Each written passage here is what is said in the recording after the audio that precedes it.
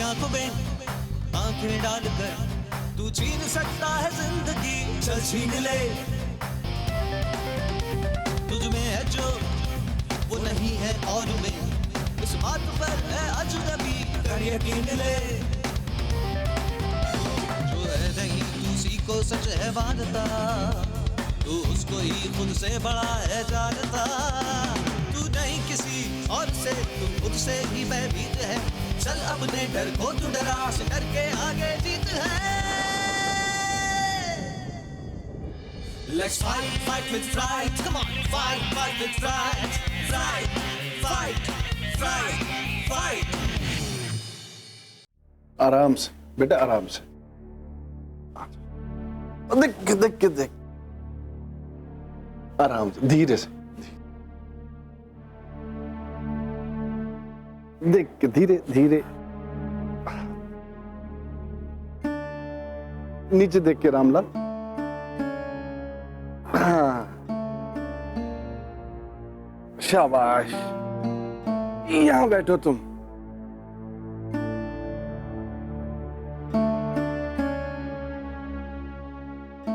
पापा, क्या आप अंकल को पहचान पा रहे?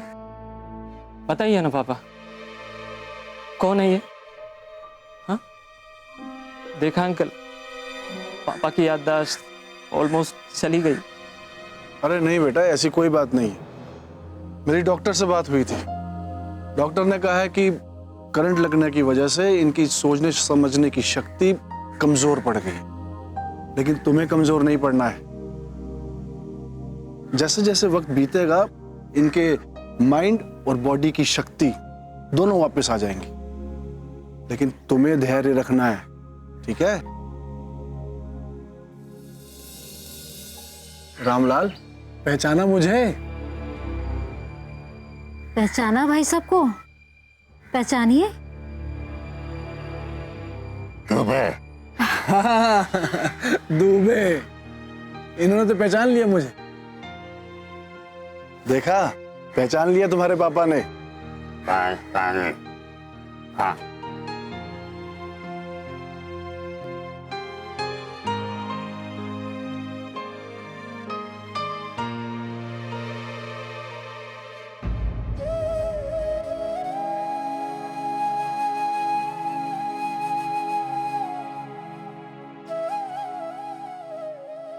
मालती बहन, आप रोइए मत। 1-1.5 महीने में ये बिल्कुल ठीक हो जाएंगे। आप हिम्मत रखिए, रोइए मत। कम से कम इसके सामने तो बिल्कुल भी नहीं। बिल्कुल निराश हो गए थे भाई साहब। इनको बिजली का इतनी जोर का झटका लगा था, हमें तो लगा था कि ये बच ही नहीं पाएंगे। वो तो आपने हमारी इतनी मदद की, आपने इनकी जान बचा ली। सब कुछ आपकी वजह से हुआ। नहीं मालती बहन, मैंने कुछ नहीं किया। बचाने वाला तो ईश्वर है। वो तो बस एक इंसान को दूसरे इंसान की मदद करने के लिए भेज देता है। और वैसे भी मालती बहन, जो हादसा होना था वो हो गया। अब उसे बदला तो जा नहीं सकता, लेकिन हाँ, भुलाया जरूर जा सकता है। कैसे भुला दूं भाई साहब? वो खौफनाक दिन, वो दिल दहला देने वाला हादसा हम माँ बेटे के दिमाग में छप सा गया है। वो मनहूस घड़ी आज भी याद है मुझे। शाम का समय था और लाइट काफी देर से गई हुई थी। विजय की माँ, विजय की माँ। आ रही हूँ। ये अंधेरा कैसे? अरे वही तो देखने गई थी बगल के घर में, वहां तो लाइट आ रही है। इसका मतलब सिर्फ अपने घर में ही लाइट नहीं आ रही है। अपने घर में लाइट नहीं आ रही तो शायद फ्यूज का चक्कर होगा या फेस उसका। हाँ, देखते हैं। देखिए जाके। तुम बैठो अंदर।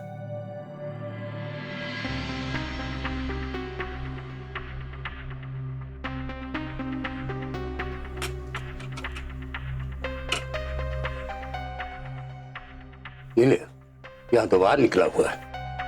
विजय, विजय बेटा। हाँ पापा। बेटा जरा ये टार्च पकड़ो, बाहर निकला हुआ है ये। इधर इधर दिखा।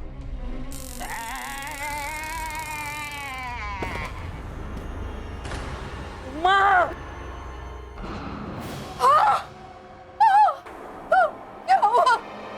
विजय के पापा! सब मेरी गलती है। ना मैं इन्हें लाइट ठीक करने को कहती, ना विजय के पापा स्विच बोर्ड के पास जाते, और ना ही इन्हें करंट लगता। सब कुछ मेरी वजह से हुआ है। इन सब चीज के लिए जिम्मेदार मैं ही हूँ। अरे नहीं मालती बहन, आप बेकार में खुद को दोषी मान रही हैं। इसमें आपकी कोई गलती नहीं है। ऐसे हादसे गलती से नहीं होते, बदकिस्मती से होते हैं। बुरा वक्त था, अब होने को कौन टाल सकता है।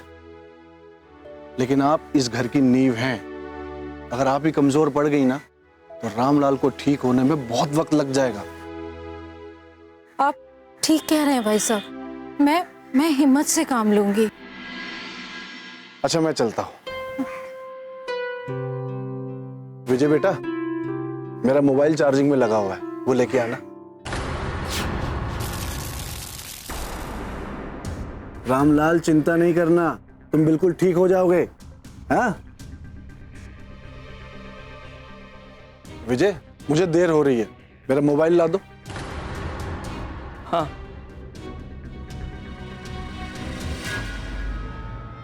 चिंता मत करो, ठीक हो जाओगे।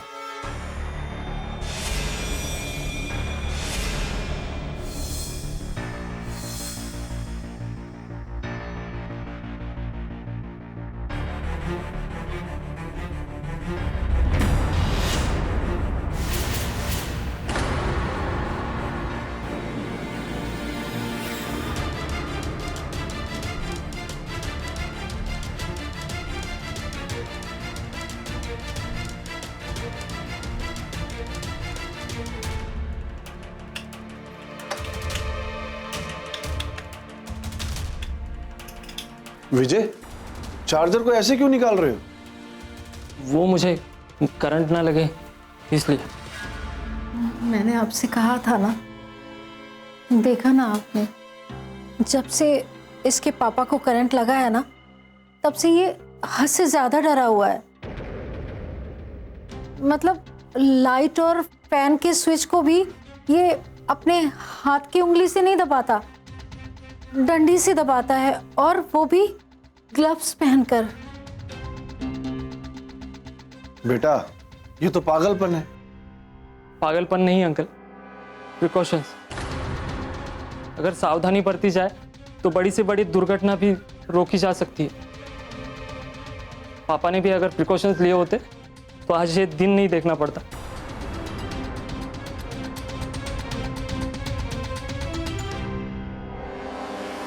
Precaution is always better than cure. इस बात से हम सभी सहमत हैं। लेकिन अगर एक प्रिकॉशन हद से ज्यादा बढ़ जाए तो वो एक सीरियस प्रॉब्लम बन जाता है। इलेक्ट्रिक शॉक से हम सभी को डर लगता है, लेकिन अगर एक नॉर्मल मोबाइल के चार्जर को निकालने या डालने से एक इंसान को बहुत ज्यादा डर लगने लगे तो ये एक नॉर्मल फियर नहीं होता, ये एक फोबिया होता है, इलेक्ट्रिक शॉक का फोबिया। मालती बहन, जरा इसे प्रेस करवा दो, मुझे कचहरी जाना है। भाई साहब, मैं ना कपड़े छत पे फैलाने जा रही हूँ, तो विजय बेटा। हाँ माँ। भाई साहब की शर्ट प्रेस कर दो। हाँ माँ, इसे प्रेस कर दो। मैं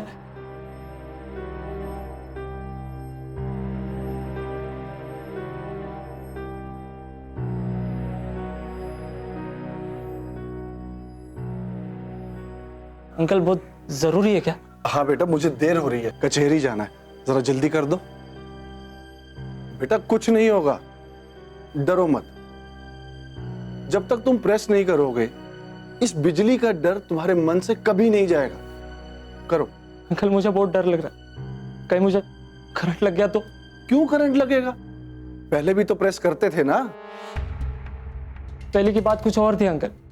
पहले पापा को करंट नहीं लगा था, लेकिन जब से मेरे आंखों के सामने पापा को करंट लगा, तब से मैं बहुत डरने लगा हूँ। विजय बेटा, तुम इतने समझदार होके ना समझी वाली बातें कैसे कर सकते हो? रोड पे कार का एक्सीडेंट होता है, तो क्या पूरी दुनिया कार से आना जाना छोड़ देती? नहीं ना।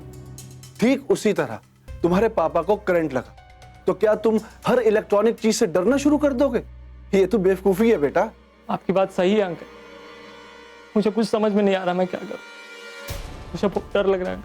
मुझ पे विश्वास करो और जैसा कहता हूं वैसा करो। हिम्मत करो विजय। शाबाश। अब प्लग उठाओ, लगाओ। डरो मत, डरो मत। हाँ, शाबाश। अब ऑन करो। नहीं होगा, मेरा विश्वास करो विजय, तुम कर सकते हो। शाबाश, करो। कुछ नहीं, होगा मुझसे। कुछ नहीं होगा, कुछ नहीं होगा। डरो मत, ऑन करो। शाबाश, यस, वेरी गुड। नहीं।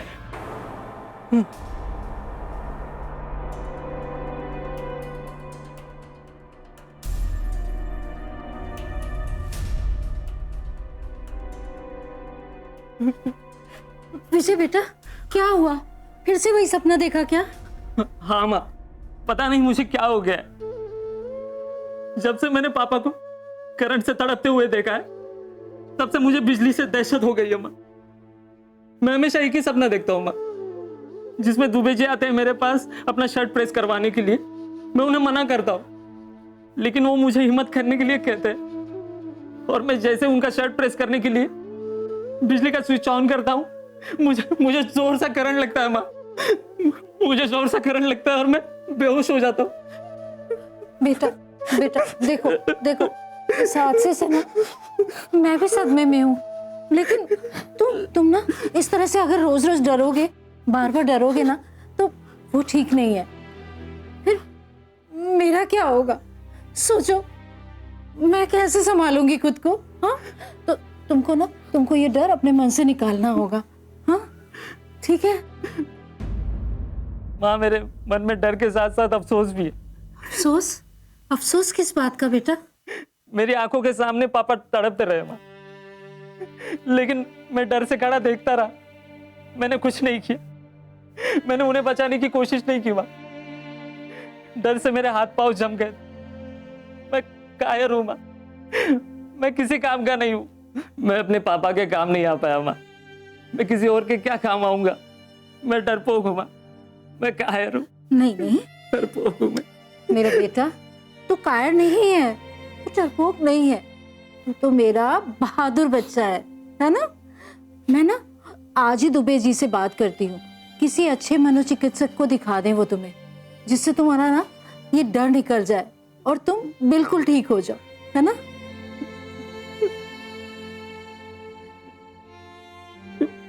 डरो। बेटा विजय, अब तुम अपने पॉइंट ऑफ व्यू से बताओ कि जब तुम्हें कोई इलेक्ट्रिक स्विच ऑन करना होता है या इलेक्ट्रिसिटी का कोई भी दूसरा काम करना होता है तो तुम्हें क्या प्रॉब्लम होती? सर, मुझे हमेशा अपने पापा का करंट लगते समय दर्द से चीखता हुआ चेहरा याद आता है। जब पापा को करंट लगा था तो 15 से 20 सेकंड के लिए मैं सुन पड़ गया था सर। मैं डर गया था, मैं डरपोक हूं सर। अपने पापा की इस हालत का जिम्मेदार सिर्फ मैं हूं सर, सिर्फ मैं हूं।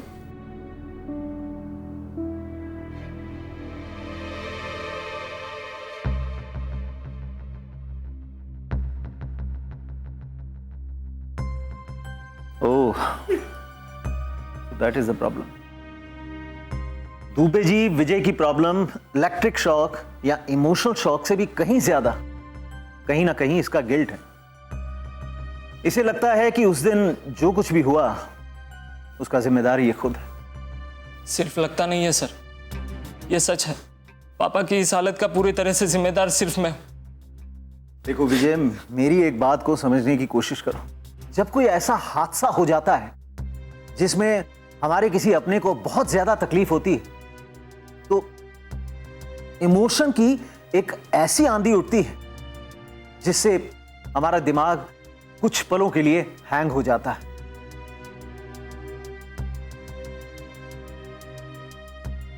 विजय, जो भी हुआ वो एक अनफॉर्चुनेट इवेंट था, उसमें तुम्हारी कोई गलती नहीं।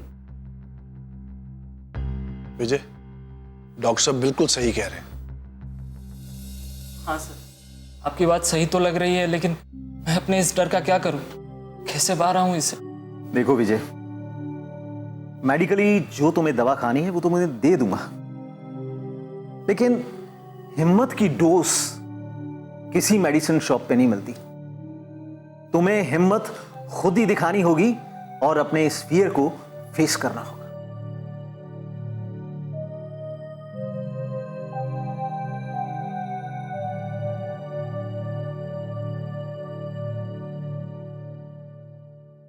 विजय सदमे में था और उसे इससे बाहर निकालने का एक ही रास्ता समझ में आ रहा था कि उसके अंदर खूब सारी हिम्मत भरी जाए।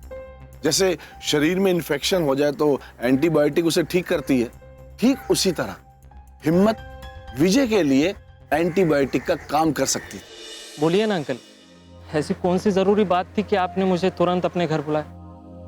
बेटा, मैंने तुम्हारे पापा के इलाज के लिए एक रामबाण दवा खोज निकाली, जिसे लेते ही तुम्हारे पापा बिल्कुल ठीक हो जाएंगे। अच्छा, कौन सी दवा है? बताइए ना अंकल। थोड़ी महंगी है। आप पैसों की चिंता बिल्कुल मत कीजिए, मैं कहीं ना कहीं से पैसों का अरेंजमेंट करके अपने पापा के लिए वो दवा लेके आऊंगा। आप सिर्फ उसका नाम बताइए। ठीक है, ये लो दवा का नाम, फियरलेस सन।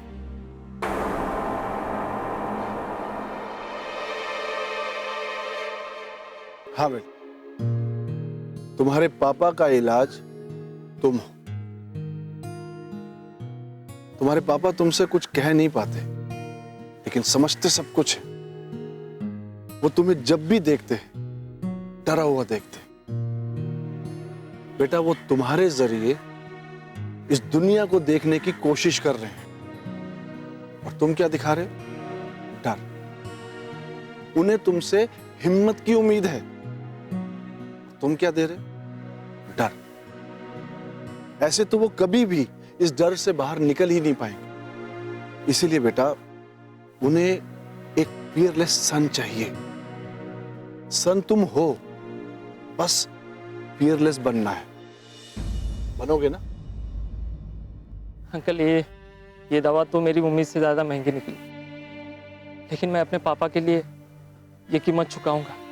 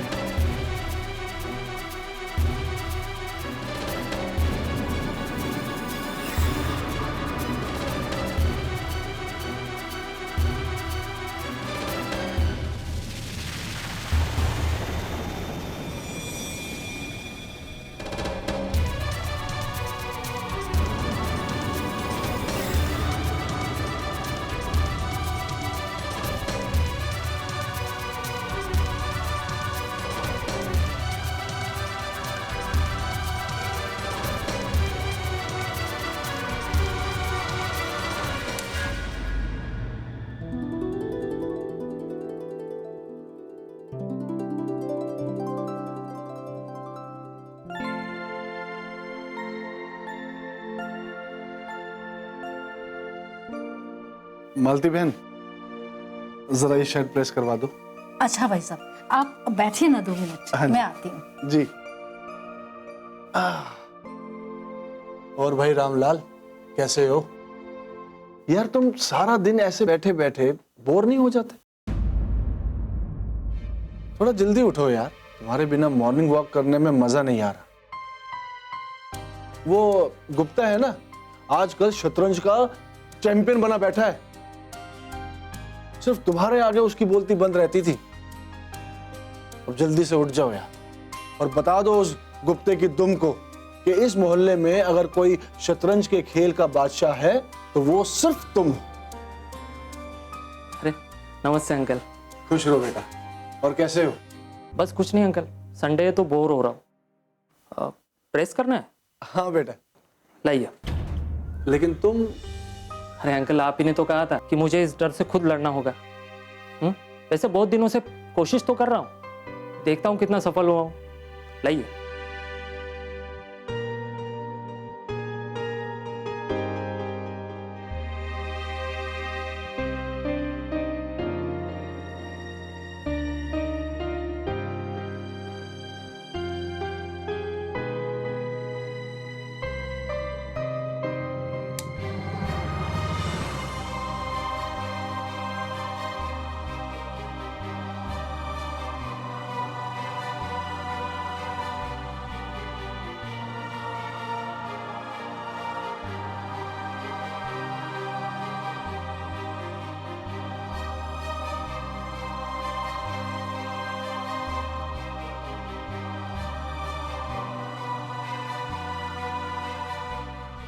देख लीजिए अंकल, कुछ कमी तो नहीं रह गई।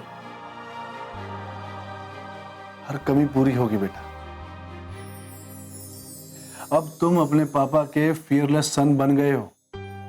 अब तुम्हारी हिम्मत से तुम्हारे पापा जल्दी ठीक हो जाएंगे, फटाफट खड़े हो जाएंगे।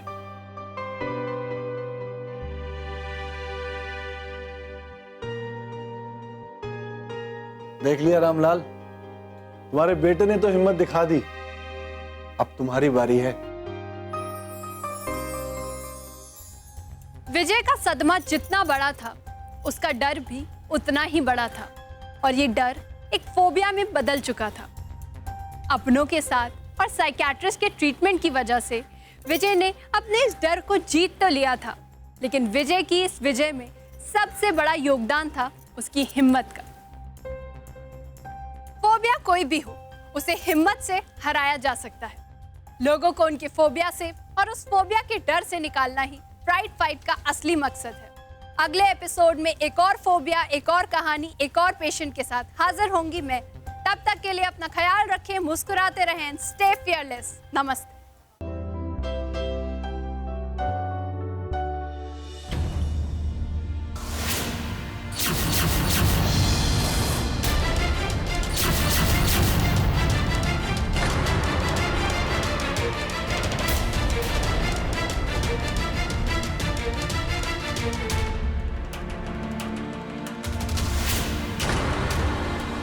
ऋषभ, ऋषभ, क्या हुआ ऋषभ? क्या हुआ? अरे क्या हुआ ऋषभ? क्या हुआ?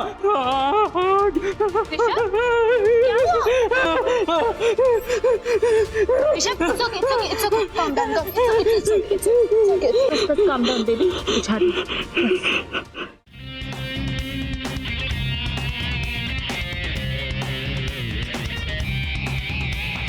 मौत की आंखों में आंखें डालकर तू छीन सकता है जिंदगी, चल छीन ले। तुझ में है जो वो नहीं है और में, इस बात पर है अजनबी, कर यकीन ले। चल अपने डर को तू डरा से, डर के आगे जीत है।